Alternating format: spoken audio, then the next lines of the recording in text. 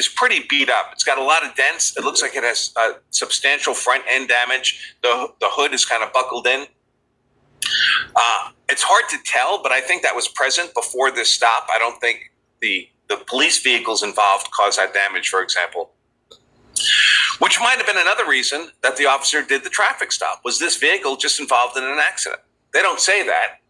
They say because it was he didn't have his headlights on in the rain. So my first driver's license ever in my life was a Florida driver's license, by the way. And one of the things they taught us, this is not a rule in every state, but in Florida, if there's rain, if your wipers are on, your headlights have to be on. In fact, your headlights have to be on if there's just inclement weather that may reduce visibility. And if your headlights are not on under those circumstances, that's grounds for a traffic stop. That's one of the reasons the officer will cite here.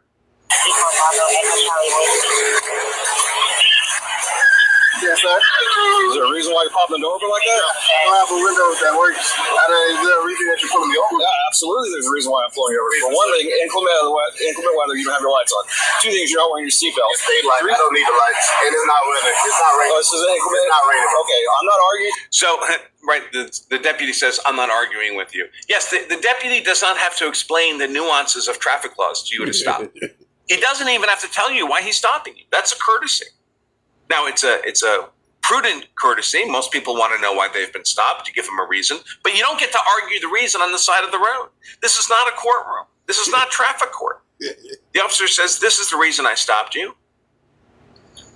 You can say, I don't agree, but there's no discussion. The officer is not obligated to argue with you the merits of the legal claim here on the side of the road. In any case, this Arthur McNeil is wrong. It's not nighttime. That has nothing to do with the Florida law about headlights. You do have to have your headlights on at night, of course. That's another circumstance in which headlights are required. But that's not why this officer made the stop. And of course, immediately now the officer suspects, I'm sure, this is going to be a problematic traffic stop, unnecessarily, driven by the driver. I'm telling you why I'm pulling you over. Give me your driver's license, registration, proof of insurance. Call your supervisor. Why? Excuse me? Call your supervisor. This has become another one of these catchphrases of these non-compliant drivers. Like, I didn't do nothing. Call your supervisor.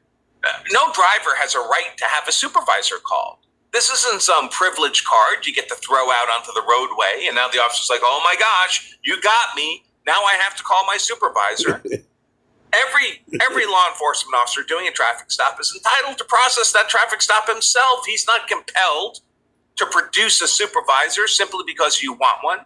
There's a lot more cops than there are supervisors. They can't all be calling a supervisor every time a traffic stop is occurring. That would be ridiculous. There's nothing here to warrant a supervisor except for this driver's conduct. Why did you pull me over? I've already told you. Why did you pull me over? So the deputy very prudently is already calling for backup. He says, I have a non-cooperative driver. Clearly. Step out of the vehicle. So I see a super chat came in that I want to address right away, because it makes a claim of merit. Kingslayer Damocles, $5, says the law he was stopped for requires it to be raining, foggy, or smoky. This day had none of that. This is a stop without probable cause. First of all, it's Florida. Rain starts and stops in Florida like that. Absolutely. I've personally been in Florida and watched a wall of rain approach me on the roadway. It was absolutely dry, and this wall of rain is coming, and then a couple minutes later, it turns off like a switch. So it could have all been raining moments before when this deputy observed the car without his headlights on. The fact that it's not raining at this moment doesn't mean that didn't happen. Second of all, even if it was a stop without probable cause, you still don't get to argue that at the side of the road. You argue that in traffic court.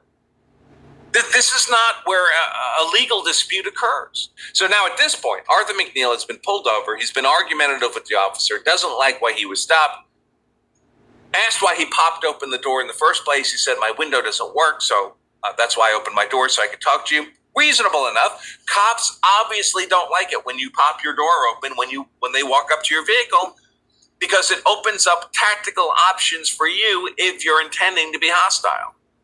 It's hard to fight from inside a car seat.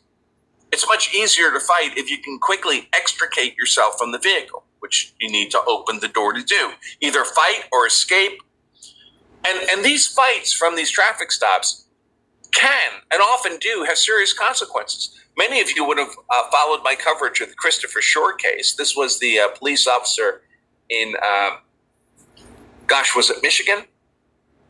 Now I'm blanking on what state it was in. But this was a police officer on his own in a patrol car, as they so commonly are now, did a traffic stop. And that driver became violently non-compliant, and Christopher Shore ended up having to shoot that guy in the course of the traffic stop in self-defense. And Christopher Shore went to trial for murder. And it was ultimately found to be self-defense. He was acquitted of the murder charge. But no one knew that going in. Christopher Shore was looking at a murder conviction possibility for several years before a jury acquitted him. That's how quickly these traffic stops with non-compliant operators can happen. And there's no reason for it.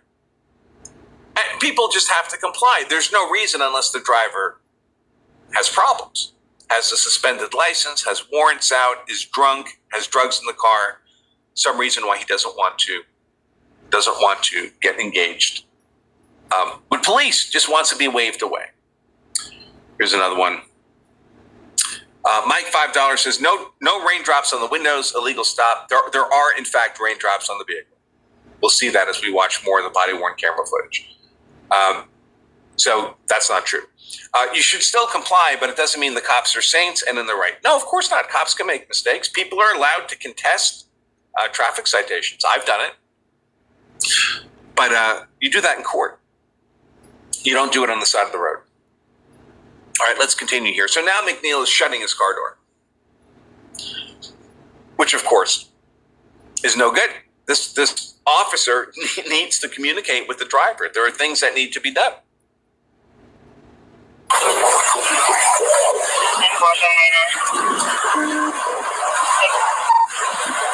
For not putting the knife for the driver just slammed the door and locked it. Yep. Call your supervisor. This is all nonsense. And I see someone in the comments mention the deputy had also cited no seatbelt. Now the deputy he's not obligated to repeat over and over again every reason he has to make the traffic stop. He's made the traffic stop. He's not even required to give a reason. He can just demand your license, registration, insurance, go back to his car, process you for what he believes the violation is, and bring you back your ticket.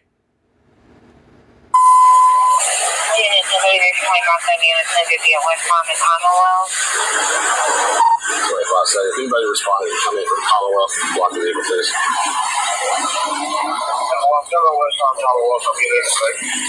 Keep your hands where I can see them, sir. Your body camera's on too. I've already told you. Okay. Right now you're under arrest for resisting. You understand? You're under arrest for resisting. The longer you take us on, the worse it's going to be.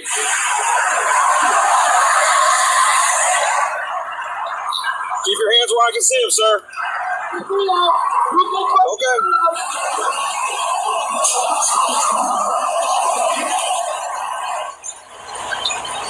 So I mentioned earlier, we just saw this patrol car come up on the front of the vehicle, go bumper to bumper.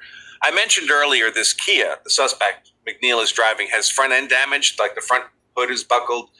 And I thought maybe when this cop pulled up, he actually bumped the vehicle, like caused the damage. But you'll see when the police vehicle comes to a stop here, the Kia doesn't move, right? You would expect it to shake rather vigorously if it was struck by the police car, which makes me think the Kia had that front end damage already prior to the stop. And that may have been another reason that this deputy made the stop in the first place, even though he doesn't say that.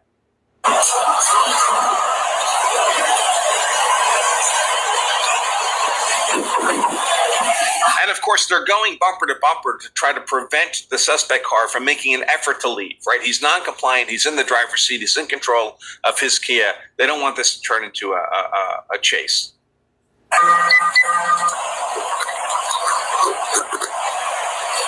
Sir, this is your last warning to open the vehicle and exit before we're going to break the window. Open the door and exit or we are going to break the window. Open the door and exit or we are going to break the window. So they've asked for driver's license, registration, insurance, and McNeil just says no. He refuses to comply with a legal duty. He has a legal duty to provide those documents when demanded in the course of a traffic stop, regardless of the reason for the traffic stop, regardless of whether the traffic stop he believes is legitimate or not. That's not argued at the side of the road. He has to provide those documents. He's refused. Now that he's refused, he's subject to arrest. You don't just get to say, no, I'm not providing my driver's license, and the cop lets you go. If you're non-compliant with your legal obligations at the traffic stop, you're subject to arrest, and they're telling him they're going to arrest him. Now, he's locked himself in his car. They can use the force necessary to secure the arrest. That's going to involve breaking the window. Do I have a right to break the window if I just walk up to somebody's car that they're sitting in and break the window? If a civilian did this, would he be allowed to break the window? Probably not. There would need to be some additional bizarre circumstances that would justify my right to smash that window.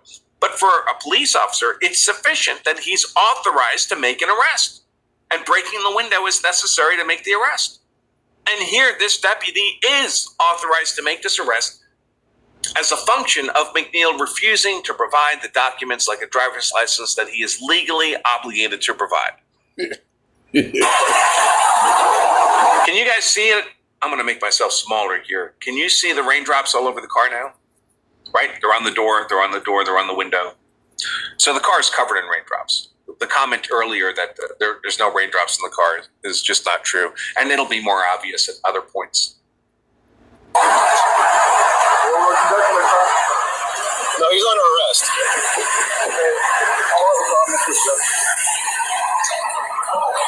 Open the door and exit. You are under arrest for resisting.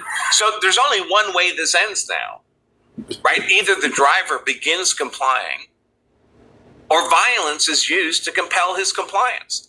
Oh, the cops, there's no ending here where the cops just all decide, you know what, we changed our minds, we're all going home. Open the door and exit. You are under arrest for resisting. That's what they think, Mr. Wagner.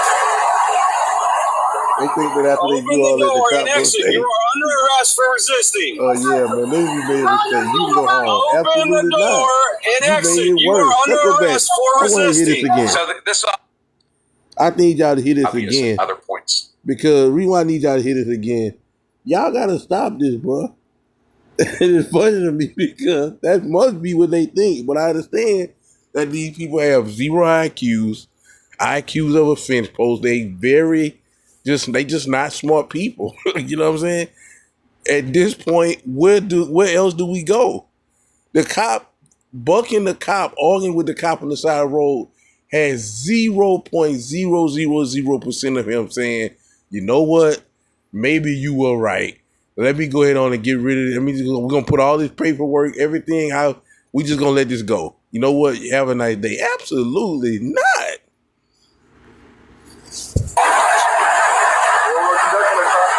You just make a bad situation a worse situation. No, he's under arrest.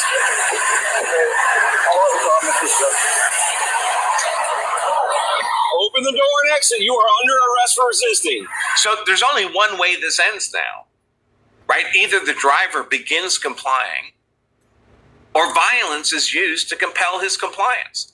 Oh, the cops, there's no ending here where the cops just all decide, you know what, we changed our minds, we're all going home. Open the door and exit. You are under arrest for resisting.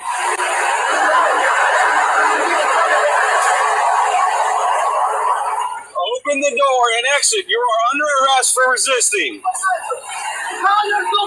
Open the door and exit. You are under arrest for resisting. So this officer, this deputy, gives this command, I believe, 7 times. Open the door. You're under arrest. You're resisting. I see a lot of great comments in the chat, folks, but they need to be $5 super chats in order to for me to address them during the live stream. That's the rule. Again, Mike says, no raindrops on windows, illegal stop. You should still comply, but it doesn't mean, oh, maybe I read that one already. Maybe it's not a replay. There are drops on the car, clearly. Never pay for your internet again. Discover the free Wi-Fi router built with the same technology used. Read that one already. Maybe it's not a replay. There are drops on the car, clearly.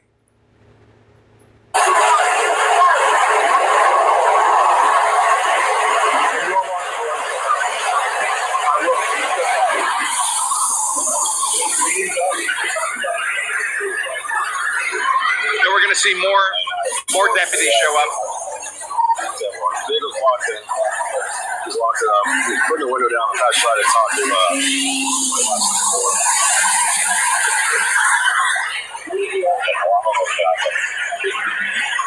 So right now, you can't see it here, but right now there's another deputy, the deputy who arrived in this car. We see here, who's on the passenger side of the car. McNeil has lowered the rear window on the passenger side a couple inches, and the deputy on that side is talking very reasonably with McNeil. We'll see his body-worn camera footage of that other deputy in a moment. Amazing Disgrace says, police show too much tolerance for this behavior. That's how this has become so common to begin with. Well, police, like all of us, respond to incentives. Thanks for the $5, Amazing Grace. Police conduct themselves in accordance with how their institution trains and allows them and disciplines them to conduct. We see plenty of Ferguson effect departments where the police basically don't do anything because they've been trained to not do anything. They're punished if they're proactive in law enforcement. This cop is being subject to some punishment right now. We'll see when we look at the sheriff's press office statement video. He's suffering negative consequences right now. Not very serious negative consequences. He's not being criminally charged.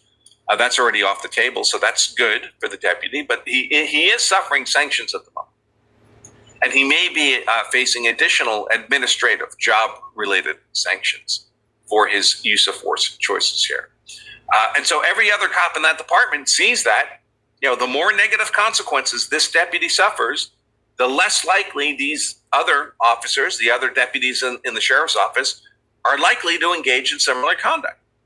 And if you think the conduct was wrong, then you think that's a good thing. And if you think the conduct is necessary to maintain order at a traffic stop, you think it's a bad thing. But police are not their own actors. They have bosses. They work for superior officers. They work for a department. They work for the city. They work for the government. And they are subject to administrative and legal sanction if they do things that others perceive to have been wrong. Jonathan Ogle says, note the arriving police car does not have its lights on. Again, it doesn't appear to be raining right now, but obviously it was raining. So when this deputy made the decision to stop McNeil, it might have been raining. Rain in Florida starts and stops very quickly.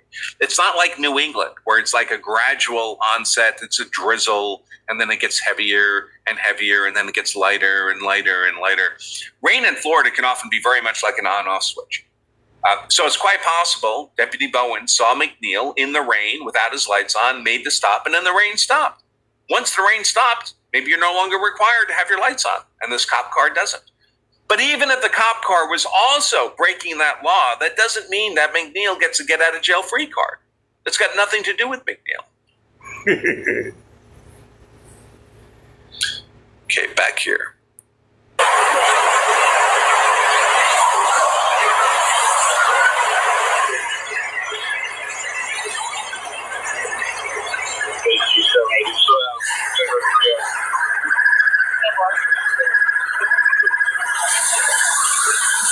So we have more deputies showing up.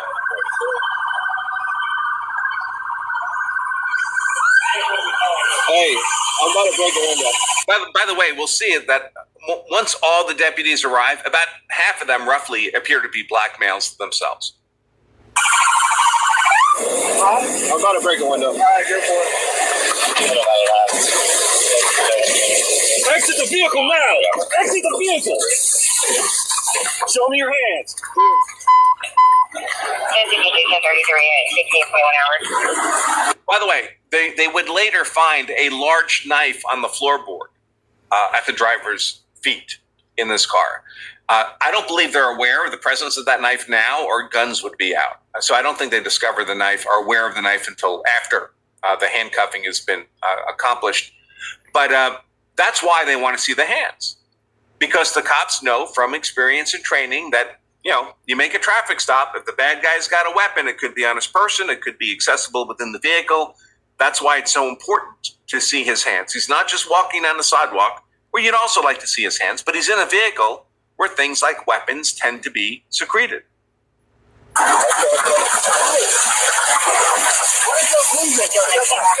is your reason? Step out. Don't fucking get on the ground. Put your hands behind your back. Resist. Hands behind your back.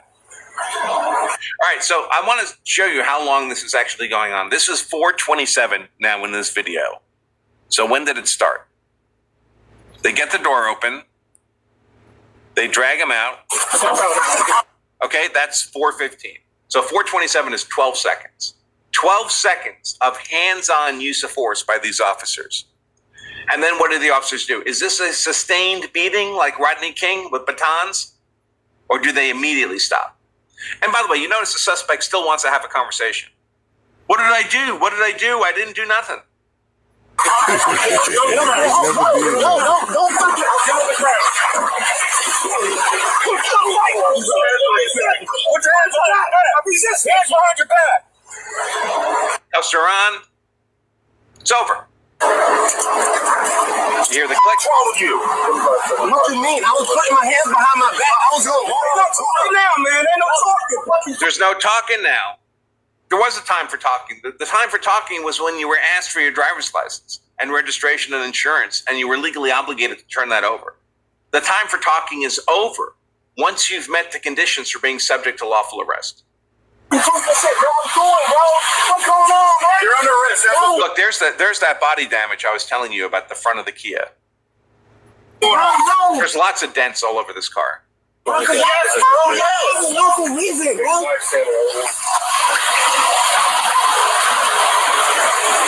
gonna throw my phone like that, bro? Yeah, I'm gonna take it off now, man. Bro. Yeah, the cops had to go to the street too. They're on the asphalt too. We may see some of them got scrapes and cuts on their hands and so forth. They don't want to have to fight with somebody. They'd rather just have a day where nothing much happens. And I'm just trying to have a real conversation with you. You just gotta see what And by the way, the reason the cops are using overwhelming force like this is precisely to avoid the Christopher Shore situation. The cop up in Michigan who did a traffic stop had a one-on-one fight with a much larger, stronger suspect who was gaining control of the officer's weapons, and the officer ultimately was compelled to shoot and kill that suspect. He was criticized at trial by the state's expert for you should have waited for backup. If you waited for backup, you have overwhelming force, and it's less likely you have to escalate to deadly force. So you use overwhelming non-deadly force for the safety of the suspect and the officers. It's safer to do it this way than to be tentative. Once you've decided to make the arrest of a non-compliant suspect, you want to secure that arrest as quickly and non-lethally as possible, in part to avoid the necessity of having to escalate to deadly force. Do you need a loan for your business? Well, if you've been around for over a year, I'm about to show you how to get up to avoid the necessity of having to escalate to deadly force. And by the way, there's resisting with violence and there's resisting without violence. They're both resisting. If you're physically fighting the cops, you're resisting with violence. That's a more serious criminal offense because you're threatening to inflict injury on the police. But if all you do is lay on your stomach on the ground and pull your arms and elbows inside under your body, so it's difficult for the police to grab your arms and handcuff you for arrest, you are still resisting. That's still a crime. You're not committing acts of violence on the police, but you are still committing the crime of resisting nonviolently. You have a legal duty. We all have a legal duty to comply with lawful arrest, even if the arrest is wrong. That's determined later in another form. Your partner didn't even have marijuana in his right pocket. Yes. So they found the marijuana in his right pocket, under 20 grams, I believe it was. And he would be charged for the marijuana possession and take a plea deal on the marijuana possession. If you see him pull up, because man, what you mean? He talking about arresting me and stuff, bro. I didn't do nothing. I was going resisting it. He's talking about arresting me. I didn't do nothing wrong. Now, I don't know. Is it possible that this guy, is he so stupid? Are they so misinformed that they don't understand that they have a legal duty to present their license and registration? Yes. Do they really not understand that they're not allowed to resist lawful orders, to be non-compliant? Do they not understand that nonviolent resistance is still a crime? No, sir, that they're required to submit to lawful arrest? No, sir. Could they be that dumb? Yes. Or are they acting maliciously? I mean, those of us who kind of inherently understand these legal obligations, we see this and we're like, well, this guy's just making crap up. But maybe in his head, he thinks he's really entitled to have a conversation with the police and talk his way out of an arrest. Maybe he thinks he's entitled to be non-compliant. Maybe he thinks he's entitled to demand a supervisor, and a supervisor has to be brought to him. That doesn't justify anything he's doing. We're all still required to obey the law, whether we properly understand the law or not.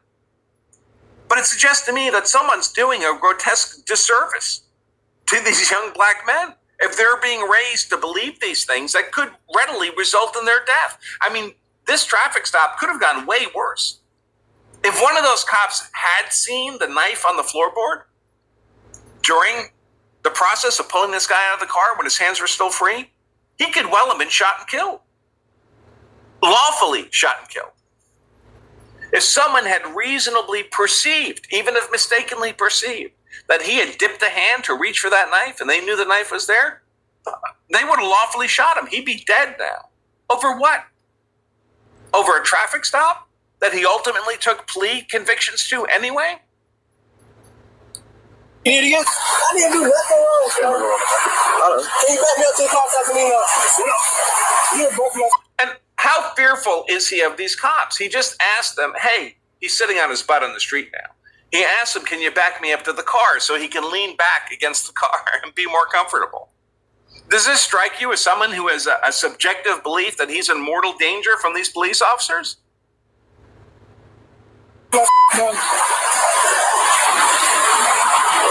Now he's standing up. They're searching his pockets, of course, for weapons and such. And now they're going to search the vehicle. And this is where they finally see the knife. Now, I have to say, in the second body-worn camera, there is a segment where they say they freeze frame it in the press conference, like to show the knife. I have to be honest, I can't see a knife in that freeze frame. I see a bottle of water. Maybe it's just the resolution of the image, but I don't think anyone's seriously contesting that the knife is actually there.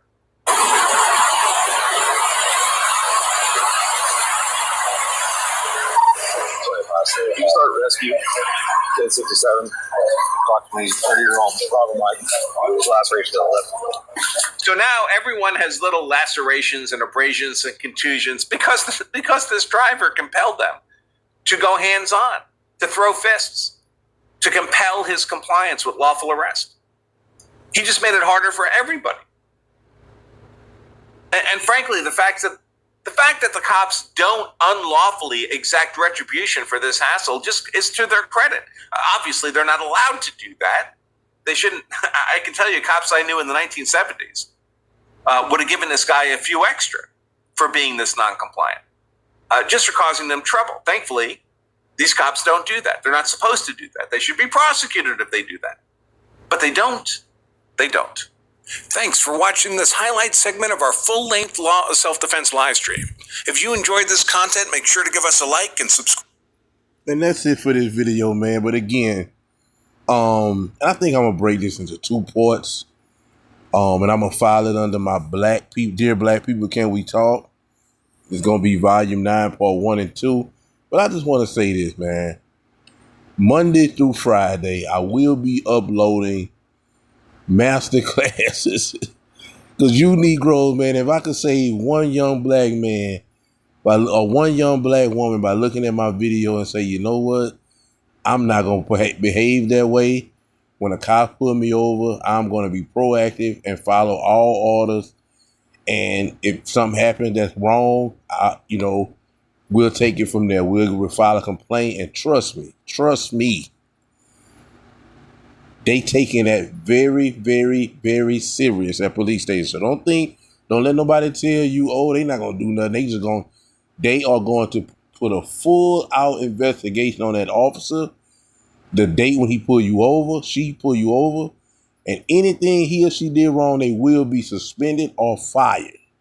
They taking these things very serious because of they under so much scrutiny. They don't play with that stuff no more. So you can take my word for that. And I promise you that. just file a complaint, man. But like I said, I'm gonna be holding a class every day, a free class. All you gotta do, you ain't gotta buy nothing. All you gotta do, just tune in, give me a like. I appreciate a like, a comment, but just come in, because I'm not doing it for me. I'm doing it for you. Well, I'm doing it is for me. I take that back. I'm doing it for us because this helps everybody. Because again, as this man said, I mean, as the young lady said before him, black men who even look a certain way, no matter how they look, they may get a bad officer attitude because of fools, idiots like this brother. So, like I say, man, I will be posting a video daily, every single day, of a body cam situation where what the person did wrong and how they messed up and turned a routine traffic stop into a felony or a beat down or lost their life. Thank y'all for watching. Your boy Vernon Gibbs checking out.